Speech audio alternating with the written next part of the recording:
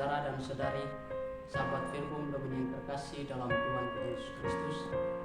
Salam jumpa lagi dalam permenungan kita edisi Verbum Domini pada hari ini. Dan sebelum kita lanjut dalam permenungan kita, mari terlebih dahulu kita mendengarkan sabda Tuhan.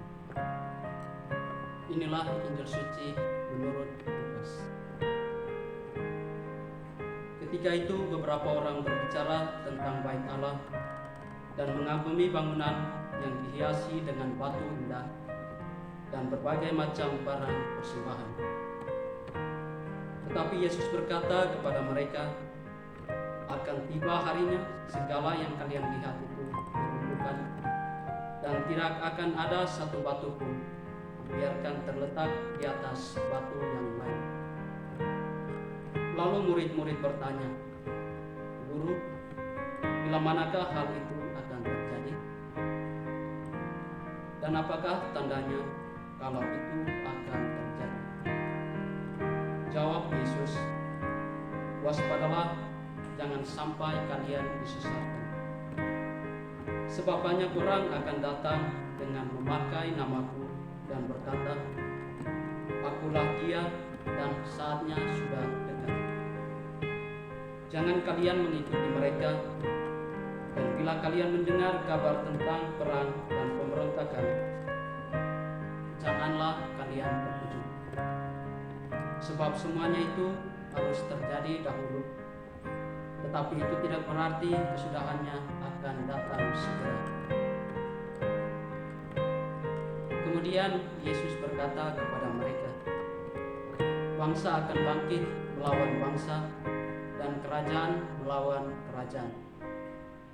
Akan terjadi gempa bumi yang dahsyat, dan di berbagai tempat akan ada penyakit sampar dan kelaparan. Dan akan terjadi juga hal-hal yang mengejutkan dan tanda-tanda yang dahsyat dari langit. Demikianlah sabda Tuhan.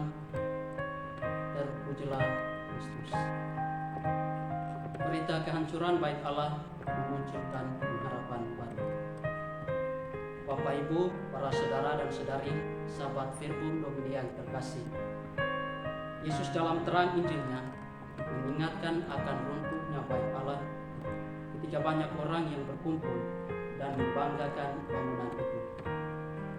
Semua kita tahu bahwa bait Allah adalah tempat umat beragama berkumpul untuk berdoa dan juga sebagai tempat pengungkapan iman dan perjumpaan dengan Allah. Tetapi jika hanya bangunan fisik yang dipentingkan, bait Allah itu hanya akan menjadi tempat perkumpulan biasa, bahkan justru menjadi pasar, sebagaimana yang kita dengar dalam bacaan Injil sebelumnya, yang mana Yesus mengusir banyak orang dari bait Allah karena menjadikannya sebagai tempat untuk berdagang. Para saudara dan saudari yang terkasih, sejatinya berita tentang kehancuran bait Allah sebagaimana yang dikisahkan dalam Injil secara bersamaan memunculkan pengharapan baru. Penghakiman dinyatakan terhadap penguasa yang menindas orang-orang lemah. Di satu sisi ini memang sangat mengerikan. Namun penghakiman ini justru wujud pembelaan Allah terhadap korban ketidakadilan karena namanya. Sekalipun ketidakadilan merajalela, nantinya sang keadilan akan menghakimi kefasikan. Allah merindukan keadilan itu terjadi di bumi ini.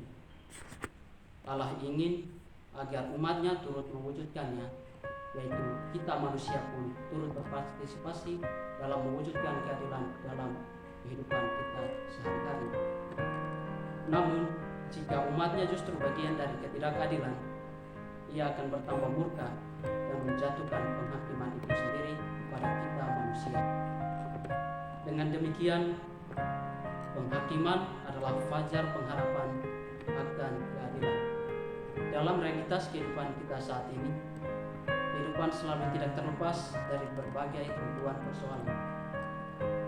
Hal yang perlu digarisbawahi adalah kesetiaan dan keteguhan sangat diperlukan untuk meneruskan perjalanan dan mengisi hidup dengan kebaikan. Yesus dalam bacaan Injil hari ini mengundang dan mengajak kita sekalian untuk berani dan siap menghadapi berbagai kesulitan sebagai risiko dari sikap percaya dan keberimanan kita.